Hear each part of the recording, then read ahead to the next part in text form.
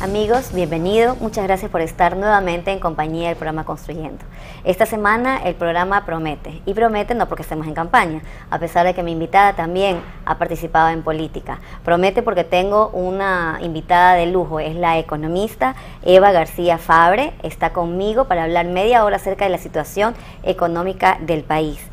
Economista, gracias por haber aceptado la invitación, por haber hecho un espacio en su agenda que es tan apretada y poder conversar con nosotros en esta noche. Bienvenida al programa. Muchas gracias, es un gusto estar aquí con usted. Ya que estamos en campaña electoral y usted participó como candidata a la vicepresidencia con el doctor Borja, ¿cómo analiza este momento que estamos viviendo? ¿Se parece mucho, le hace recordar a los tiempos de campaña que usted vivió? ¿Hemos evolucionado en política? ¿Cuál es su opinión al respecto? Creo que son muy distintos los tiempos, ¿no? Y las campañas también. Ahora vemos algo que no había en las campañas anteriores. En la época en que hicimos campaña con el doctor Borja, estábamos, podría decirse que hasta cierto punto equiparados todos quienes participábamos y hacíamos todos nuestros mejores esfuerzos por administrar un presupuesto que casi nunca alcanzaba, pero por administrarlo. Pero éramos más o menos situaciones muy parejas, ¿no? Con una asignación del Tribunal Supremo Electoral, con los partidarios que también apoyaban, cada cual pues ponía también lo que podía de recursos. Pero ahora vemos una desigualdad tremenda, a pesar de todos los esfuerzos del órgano oficial regulador. Vemos que el partido de gobierno es innegable, que tiene una campaña mucho más intensiva, que está utilizando incluso muchos recursos que son propios de su posición actual, ¿no? Y esto en realidad lo digo con sinceridad porque es la realidad, es lo objetivo, público, sin ningún afán ni de criticar o de censurar, pero es en realidad lo que está pasando. Y eso es una pena porque marca una gran desigualdad entre quienes no tienen todos esos recursos, recursos que además salen de lo que nosotros aportamos en los impuestos. Entonces, sí es un poco penoso porque a estas alturas del partido deberíamos tener otro tipo de política mucho más evolucionada, más sincera, diría yo, más igualitaria, ¿no? Porque si uno tiene una situación de privilegio, quizás artificialmente producida, eso va en desmedro de los demás, significa que hay una inequidad, ¿no? Y en ese sentido esto va a incidir en los resultados. No nos olvidemos que estamos en la época de la percepción, en que lo que vende es la percepción y no tanto la realidad. ¿Usted volvería a participar en política? ¿O es una parte que ya se quedó atrás en su vida? La verdad es que uno nunca debe decir no, ni debe decir nunca. No está entre mis planes inmediatos. Yo estoy trabajando con unos proyectos muy interesantes con los que desde mi espacio estoy trabajando por mi país y tengo mucha satisfacción realmente. No creo que vuelva a participar en política precisamente porque no estoy de acuerdo en eso de destinar grandes fortunas o grandes recursos a una contienda cívica. Creo que muchas veces cuando uno no tiene una fortuna personal y unos activos poderosos que la respalden, se pasa a depender de quienes financian y eso yo creo que no está bien. Creo que un político debe ser objetivo, debe ser imparcial, si bien tiene sus tendencias, su filosofía, claro, ¿no? Seguir esos lineamientos y no precisamente porque se debe a tal o cual grupo de poder o quien le financió la campaña. Ahí es cuando se hacen los compromisos, sí, ¿no? Que pueden ser tan peligrosos para la democracia. Y que en realidad limitan lo que es una participación, ¿no? Porque si vamos a una filosofía, a unos principios, es muy difícil seguirlos cuando hay una dependencia de tal o cual grupo de poder que lo ha financiado. Bueno, entrando más en el tema económico, que es su fuerte, uno de los temas más actuales y que ha sido más controversial es precisamente la moneda.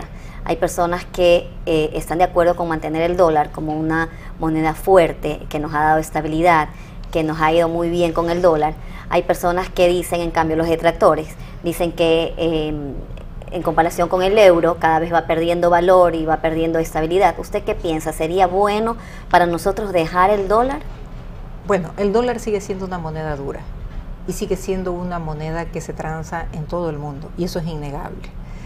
Que haya de repente sus caídas y sus alzas, perdón, el euro también cayó y el dólar se fortaleció. Son periodos en los que para nosotros es poco conveniente por un lado, sino que a veces analizamos blanco o negro, pero la gente no se pone a pensar que un dólar que se fortalece, si bien no es del todo conveniente para las exportaciones, porque las encarece respecto de las exportaciones de otros países que devalúan, ¿no? Por otro lado, las importaciones de las que somos profundamente dependientes, ¿no?, se abaratan porque podemos comprar más con un dólar más fuerte, ¿no? Entonces no se ha visto que hay ese balance también, ¿no? Por otro lado, el dólar concedió estabilidad a la economía ecuatoriana. ¿Por qué? Porque evitó que los gobiernos echen mano, como siempre, a las devaluaciones para financiar su gasto público desordenado.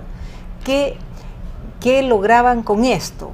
Perjudicar a los que tenían ingresos fijos y a la gente de la clase media y a la gente más pobre, ¿no? Podríamos decir que en los últimos años de vida del Sucre se pauperizó tremendamente a la clase media, prácticamente se desapareció a la clase media y a los pobres se los hizo más pobres.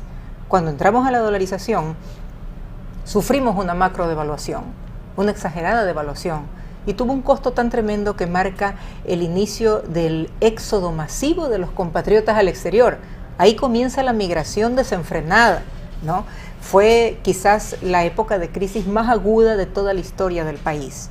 Entonces, si ahora se hablara de dejar la dolarización a un costo mayor, no quiero pensar qué va a pasar con la economía ecuatoriana y qué va a pasar con todos nosotros, ¿no? Sería totalmente desacertado una salida de la dolarización. Y yo creo que de eso deben haber tomado conciencia ya las autoridades. Si tenemos economistas, no economistas, ciudadanos con sentido común y con criterio, es para darse cuenta que salir de la dolarización no nos llevaría en ningún momento a una situación mejor, todo lo contrario. Que no nos conviene, ¿no? Ojalá que sea una decisión tomada de esa naturaleza. Técnicamente. Así es. Usted hace poco estaba dando un seminario en Fundempresas. Usted es directora, presidenta de Fundempresas, Sí, ¿no? presidenta ejecutiva de Fundempresas. Me llamó mucho la atención, el tema era actitud positiva frente a la crisis, mayormente, ¿no? Así es, o sea, pensamos que está bien tener una crítica constructiva y ser objetivos, porque hay que ser objetivos y reales para analizar. Solo si usted reconoce la realidad de lo que está pasando puede aplicar correctivos. Si la niega, difícilmente va a aplicar un correctivo que realmente sea el adecuado, ¿no? Entonces, ¿qué es lo que decimos? Debe haber esta crítica y este análisis, pero con una propuesta siempre. Propuesta siempre hay. Ecuador es un país inmensamente rico y con posibilidades. Creo que desde que nací vivo escuchando eso de que el país tiene potencialidades, pero es así como un estar en trance, en el limbo, ¿no?